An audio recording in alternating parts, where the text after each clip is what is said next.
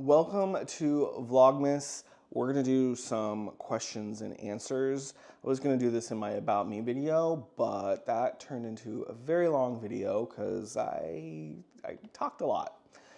So with Vlogmas, we are going through some of my favorite Christmas movies, and I'm letting you know what the movie title is, kind of maybe my favorite thing about it or something about it that I like, and I'm going to tell you where you can watch it.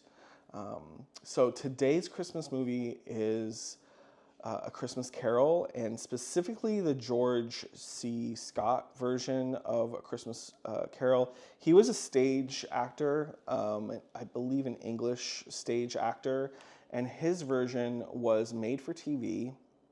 I forget what year, let's see, it says it right here, 1984. It was a made-for-TV telling of A Christmas Carol. You can watch it on Hulu, Tubi, and the Roku channel for free. I'm using the Real-Time app, or Real Good app, to learn where things or where movies play for streaming. Christmas Carol is fantastic. This version specifically. It's just a very traditional telling of the story. George C. Scott is fantastic throughout and very much is Scrooge. Christmas Carol is a wonderful story. I love Christmas Carol stories, and this is the best. If you've never watched this version of it, please go watch it. It is an hour and 40 minutes in length, but go watch it. Let's get into some question and answers. I had ChatGPT do these questions and answers, and at least the questions. I'm going to give the answers. And ChatGPT did a pretty good job, and let's get into it. So I'm going to cover 4 different topics: travel, Disney parks, Universal parks, and content creation. So let's get into it. What inspired me to travel? That I kind of answered that a little bit in my About Me video, but really I think my parents, they instilled in me to go get out and explore. We did a lot of road trips, a lot of day trips. We didn't do tons and tons of international or far away travel, but I would say they probably that's where it started. I mean, they're the first ones. They're the ones who took me to Disney. And I believe that going to Disney is great, but Disney should not be your only vacation that you ever have and experience. I realize that some people say, oh, well, that's what does it for me. You also need to do some true discovery traveling and seeing other parts of the world that if you're in the US that are not the US, or if you're not your home country. That's just my opinion on that. My favorite, I have 2 destinations and they're a little bit different, so I'm going to tell them both. First is Portugal. I went there for a week for my friend's wedding, and I wasn't on my list of places to go, but my friend was living there at the time, and so I went for the wedding, and I decided to stay for the week, and then I went to Paris following that for another week. I loved Lisbon, and Portugal was such a surprise to me. I want to go back and explore more. I want to go up to Porto. I could 100% live in Portugal, 100%, yes. And then my other favorite place that we've traveled is London. We were in London last year at the end of a Mediterranean cruise. We did a few days in London and before we came back over to the States. And we were there for, I think, 2 or 3 full days. I love London. Also a place that I could spend a lot more time in, and I plan to. If I could travel anywhere in the world right now, I would travel to Japan. I had the opportunity to go to Japan this year for a what seemed like it was going to be an amazing trip, but it was through a company. They would not bring TJ over with me, and they were not compensating me for my time and sharing content in any way. So I decided to pass up on it. From a business side, there's sometimes where you're going to pass up on things that might be amazing opportunities, but it just might not be quite the right timing. So because of those things, I decided to pass up on it. But Japan, 100% on the list. Tokyo, Disneyland, Universal, Kyoto. I mean, just give me a Japan experience. And eventually I'll have it, but that is definitely at the top of the list.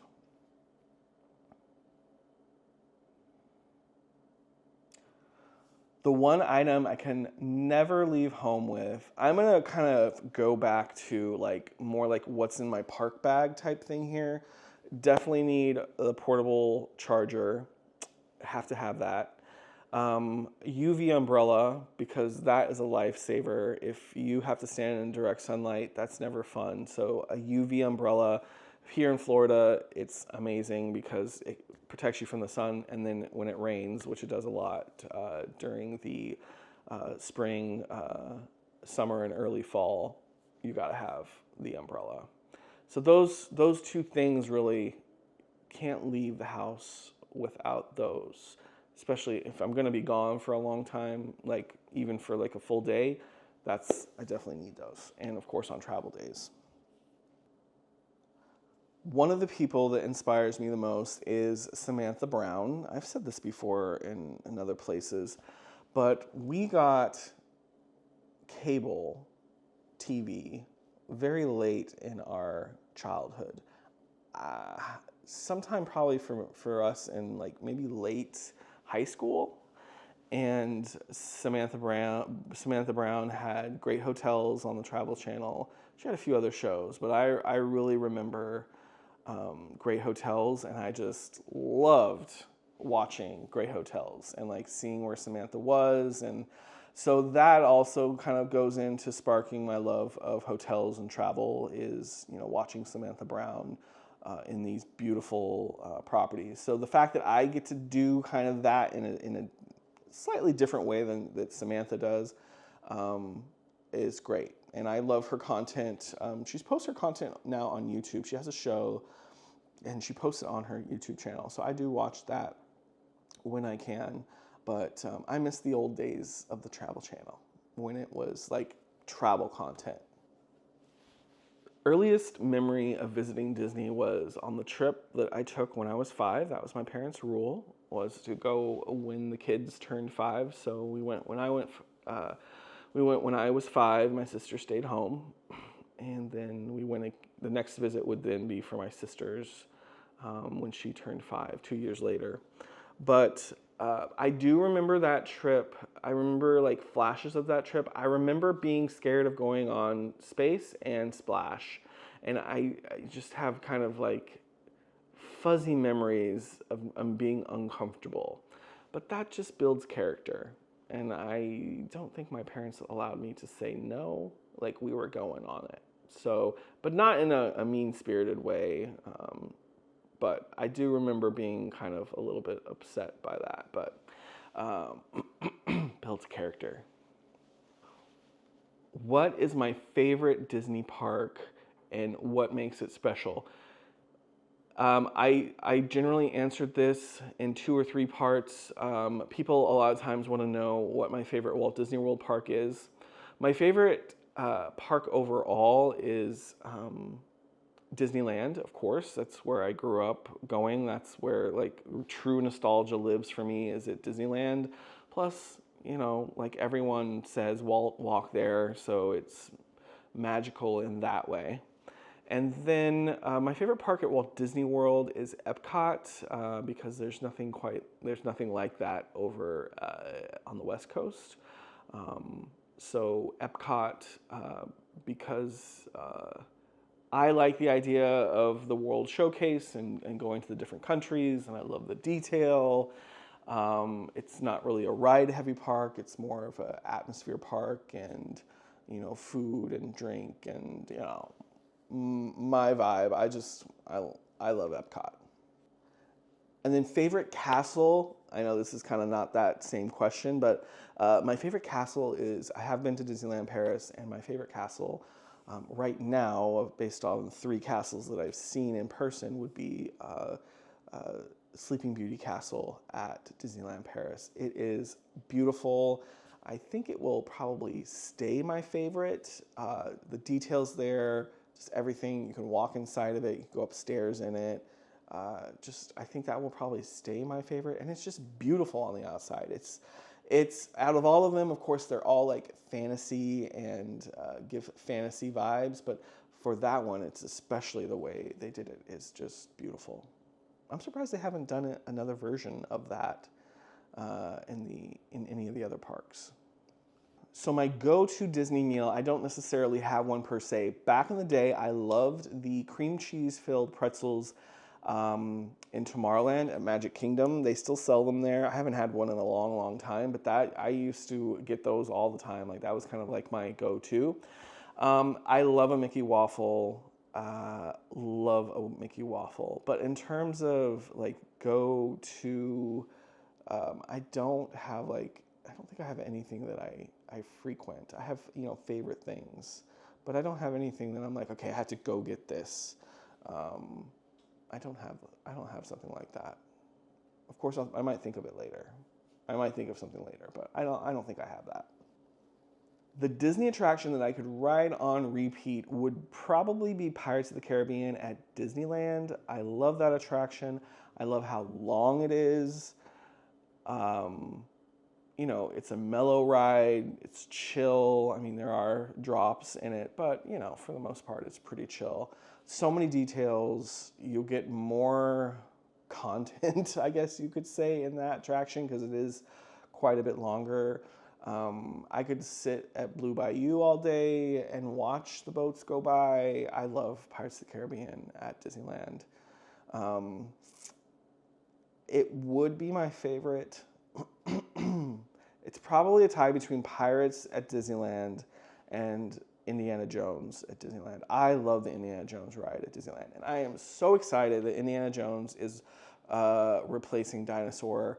I never really loved Dinosaur because I know what Indiana Jones is at Disneyland, and it's so much better than Dinosaur. I don't love the story of Dinosaur. I love more the story of like adventure and that type of thing. I could ride People Mover for a long time too, which depending on the day and the crowd, you can, if you ask nicely, you can just ask the cast member, can I just sit on the People Mover? And if there's not too long of a line, they'll just let you sit on the People Mover. Love the People Mover at Magic Kingdom in Tomorrowland. My favorite Disney festival, and we'll talk specifically to Epcot festivals, probably be Festival of the Holidays, which I don't even know when I'm going to be able to get over there. I'm going to Oklahoma, or when this is coming out, I don't know where I am at, but the first part of December I'm in Oklahoma. So it's going to have to be, I guess, the week I get back or the week before Christmas, before we can't use our passes anymore. But I'm going to have limited time to get over there. But I do love a Festival of the Holidays at Epcot. It's a very short festival. It's the shortest festival of them all, I think. And then I do like the Festival of the Arts at Epcot too. And those are back to back. So that will start, is it the end of January, February is when Festival of the Arts starts. And maybe I like those because it's cool weather, and so you're not suffering in the heat. Flower Garden is pretty good. And then, Food and Wine is good too, but really those two, and especially with the weather. I just wish they would bring back more of the educational aspects of all of the festivals. I wish they would bring those back. And they built that new hall, that new venue space there at Epcot for festivals. I think that they should be utilizing that even more for education. Because they used to have that, and events. They used to have a big foodie type event attached to Food and Wine, which they don't have anymore. So I wish they would bring more of that festival education and special events back. My favorite Disney hotel, I answer in 3 parts. I answer based on category or type. So for value, I would say Art of Animation or Pop Century, but because they're like right there next to each other. But Art of Animation for me, you're in a good location because you're on the Skyline route, and so you can Skyliner either to Studios or Skyliner to Epcot. Anytime where you have another mode of transportation outside of the buses is a win for me. And for moderate, I really like Coronado Springs. I think they have great food at Coronado Springs. The grounds are beautiful. So if you've never been to Coronado Springs, go over there and take a walk all the way around, and you'll just see like there's different vegetation and styles within the Coronado resort. Tied for that, I know it's not good to have ties and be indecisive, but probably the French Quarter, Port Orleans French Quarter, because that was the first hotel I stayed at Walt Disney World property. When I came for my college program, I had met some friends on like a message board forum, and we connected, and they had started their program before me, and they were able to get me a discount. And so I got a discounted cast member rate room at Port Orleans French Quarter. So I stayed 2 nights there before checking into my college program. And so that's another reason, but it's also beautiful. We were just over there with TJ's family, and that was their first time seeing it, and they loved it. And French Quarter just is nostalgic to me. It's a great Disney moderate hotel. Like it's very themed, and it's a great vibe. And then my favorite deluxe level hotel at Walt Disney World is probably another tie, but Yacht Club for sure, and then maybe a tie with Wilderness Lodge. But love Yacht Club, but I like how Wilderness Lodge really puts you in a different place. It really puts you in like the Pacific Northwest, into Yellowstone vibe. It really immerses you. You don't feel like you're in Florida anymore. And the Christmas, we got to get over there for Christmas too. Christmas there is just beautiful. So we should, maybe on Vlogmas, we should get over there at some point. I'll try to talk TJ into that. If I could bring back one retired Disney attraction, let's see. Probably the attraction World of Motion. I would want to see that because I never saw that. I'd want to see that, and I would also want to bring back the original Journey into Imagination, so I could see why everyone loves Figment. I think some people just like Figment because they're getting on a bandwagon, but I would like to appreciate Figment for seeing the original attraction, not just because to like Figment, because I don't really like Journey into Imagination now. So I would like to see the original Journey into Imagination. I'm trying to think what other things I would like bring back to life, but I think those two for sure. Let's get into Universal Parks. What I love most about Universal Parks, I specifically right now really love Universal Studios Florida. I love that they decorate, like for Christmas, I love that they decorate the entire park. Disney has stepped up their game with that though this year. There's some more areas in Magic Kingdom that are decorated. But if you notice, with Disney, a lot of it is, except for Hollywood Studios, a lot of it is, it's just the front of the park that is decorated. And the lands aren't decorated. But I think Universal does a really good job to try to decorate most of the park, which I really appreciate. And now that we're in that holiday season, it's something that's on top of my mind. But that's one of the reasons why I like Universal. And it's one of the reasons why several years ago I decided and said, yeah, I should keep my my annual pass there because they do Christmas very nice there. My favorite ride at Universal Studios or the Universal Orlando Resort, probably Hagrid's and Velocicoaster. They're kind of like a tie because I think they're both roller coasters, but they're very different. Like Hagrid's is a story roller coaster, which I really love about it, and excuse me, and then Velocicoaster is just this super intense roller coaster. I can ride Velocicoaster and not get sick because everything's happening so fast. I get more nauseous and don't feel good on like older roller coasters like the Hulk. Like I'm not gonna ride the Hulk because that's gonna make me feel nauseous and ruin the rest of my day. But Velocicoaster doesn't do that. It's smooth, it's fast, it's a lot of fun. But then you have Hagrid's, which is just such a good story coaster and thrilling too. I love Hagrid's. I am really excited for Epic Universe. How will it compare? I think it's going to be like no other Universal park. We've also been to Universal Hollywood and we've been to Universal Singapore. So we know what the other Universals have to offer outside of just the state of Florida, and nothing is going to be like what Epic Universe has to offer based on everything that we're seeing.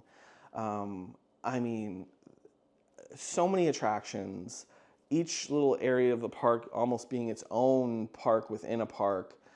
I am so excited for this, and I really think it's going to change the industry, and I think it's going to put pressure on Universal to keep up, pressure on Disney to keep up, which is good. We want like healthy competition, but I think that Epic Universe is going to change what can be done with a theme park, especially what can be done with a brand new theme park that is built from the ground up, and what is presented on day one.